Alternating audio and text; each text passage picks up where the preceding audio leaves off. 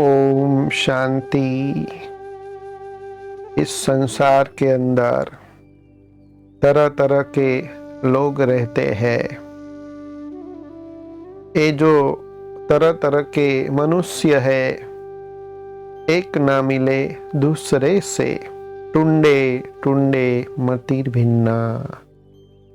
सबकी बौद्धिक क्षमता भी, कार्य क्षमता भी अलग अलग है। सबकी खूबियाँ, विशेषता भी अलग अलग है। ऐसा नहीं कि सभी में विशेषता ही विशेषता हो। विशेषताओं के साथ साथ बुराई भी है। लेकिन ये जो मनुष्य के अंदर बुराई है, उसकी पहचान हम कैसे कर सकते हैं? तो इसके ऊपर ही मुझे एक सुंदर कहानी याद आ रही है कि बुराई की पहचान कैसे हो। तो एक राजा था।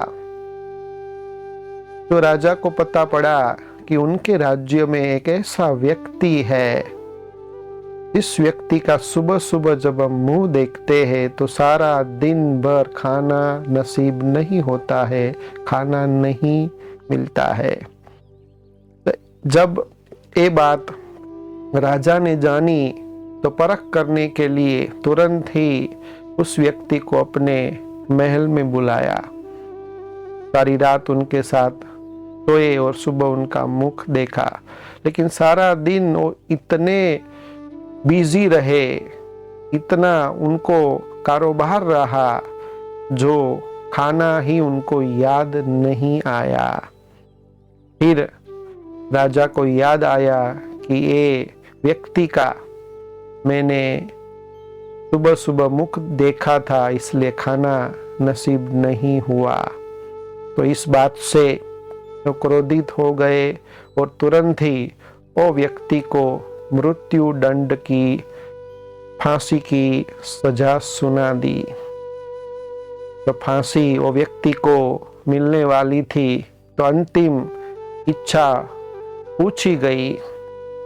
तब वो व्यक्ति ने राजन के सामने अपनी अंतिम इच्छा प्रस्तुत की कि हे राजन, जब मेरा मुख कोई देखता है सुबह सुबह तो सारा दिन उनको तो खाना नसीब नहीं होता। लेकिन हे राजन, मैंने भी सुबह सुबह आपका मुख देखा तो मुझे तो मृत्यु दंड मिला। तो ये बात सुनकर ही राजा बिल्कुल लज्जित हो जाते हैं और तुरंत ही उस व्यक्ति को छोड़ देते हैं। इसका मतलब है, बुरा कौन है? बुरे की पहचान क्या है? बुराई हमारे अंदर ही है। तो क्रोध है, ईर्ष्या है, आलस्य है, लोभ है, मोह है, ये सब विकार, वही तो बुराई का है। तो ये जो बुरे की पहचान है, हम ही है।